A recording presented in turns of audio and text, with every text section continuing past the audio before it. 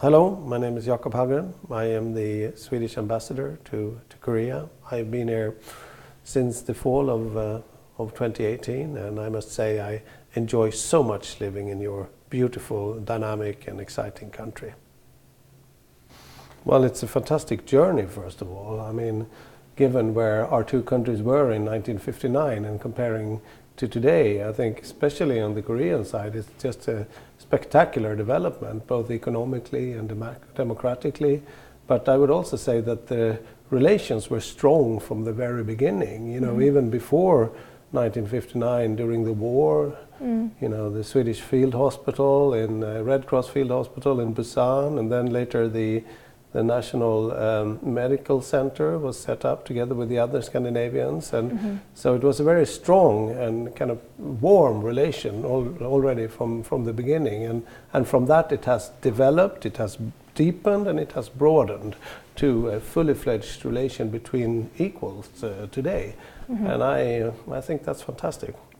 I think it's also interesting for Sweden because it has embassies both in the north and the south, and in Panmunjom as well. How would you describe Sweden's role in that aspect?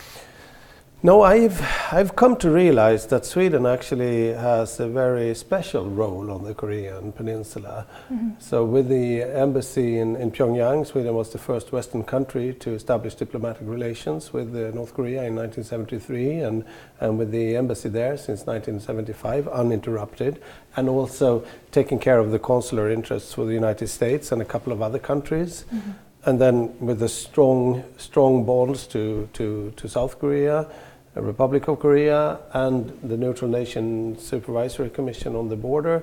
I mean, that gives us a particular role that actually no other country has. And then, Sweden is so far away, we don't have any particular, strategic interest or so in this region. So I think we come across as an honest broker.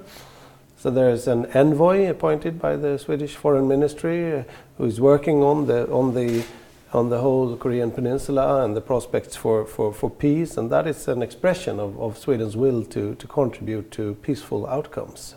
Do you think after 60 years of diplomatic relations, have been put behind us, what do you focus on moving forward? Is it more the political side? Is it more the economic side? Is it more the softer cultural aspects? Is it everything? Yeah, no, I think it's all of it, because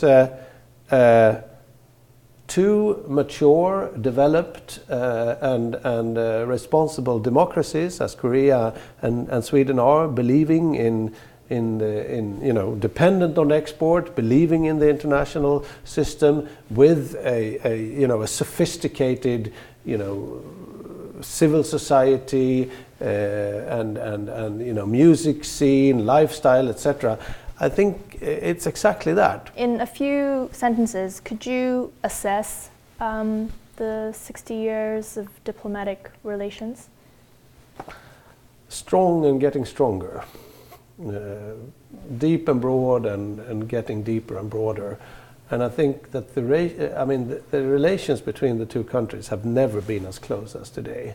And why am I saying that? Well, because of all of the other things I've said, there is also a political affinity now. So I think that there is a sincere and deep and strong curiosity actually from both sides currently.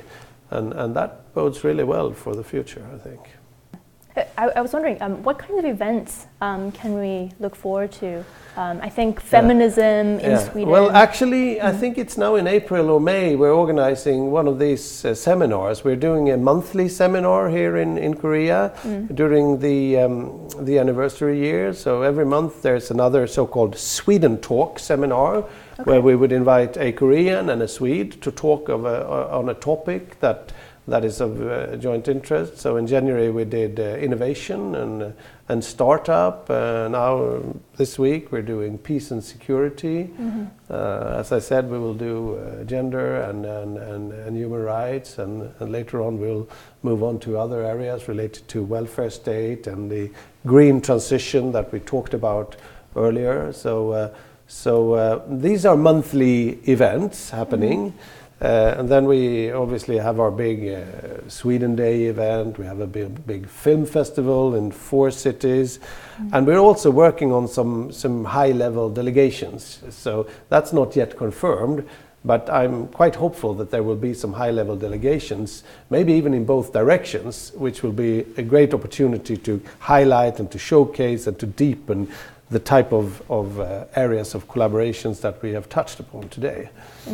Yeah, in a column that you wrote in celebration of this anniversary, you mentioned that Sweden is such an innovative power. So is Korea. If we were to combine those powers, we would be second to none. Now, that's a match made in heaven. Now, I must of course underline and say that Korea always tops these rankings. Sweden has for many years been, or several years, been number 2. Now, this year we slipped a little bit, but I mean, the fact remains that Korea and Sweden are, and by extension the other Nordic and some of the European centers, are very innovative parts of the world in different ways.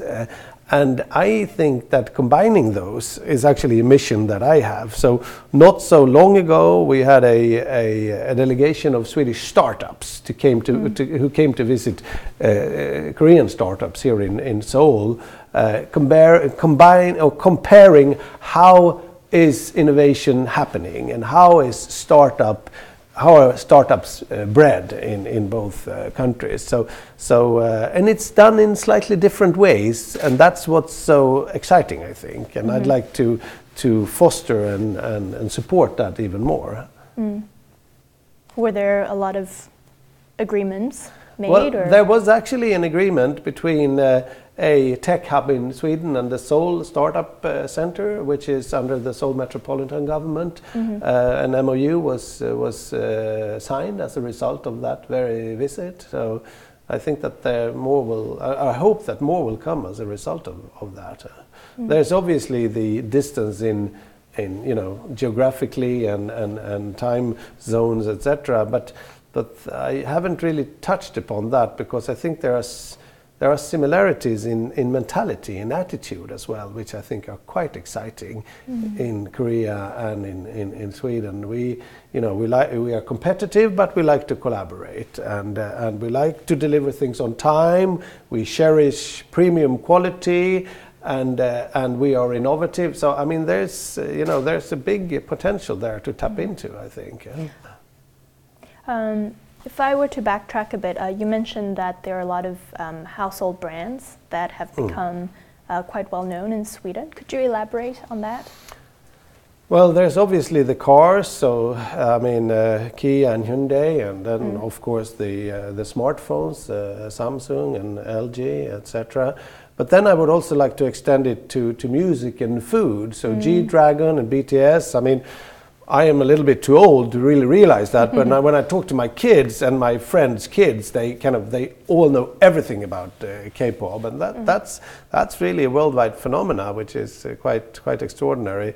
And I have said this many times, but I can say it again, that Korea and Korean food and lifestyle is actually trendy in Sweden today. So the hipsters of the south side in Stockholm, they do their own kimchi, and I didn't realize, is that for real? But yes, it is. So you can buy the kimchi in Swedish food stores. I hadn't heard of it like 10 years ago, so there's Korean restaurants popping up, and I think that's kind of, it's like Korea is in the hype in Sweden right now. I'm sure that could be a door opener for all the other exciting things that I have discovered here, which are not yet available in Sweden. It makes you happy, I think, because very it's happy. A smiley mouth, and I think it reminds me a little bit about those female divers. It's like with the air snorkel, and so it really, I think it's kind of funny. I like the smile. Yeah.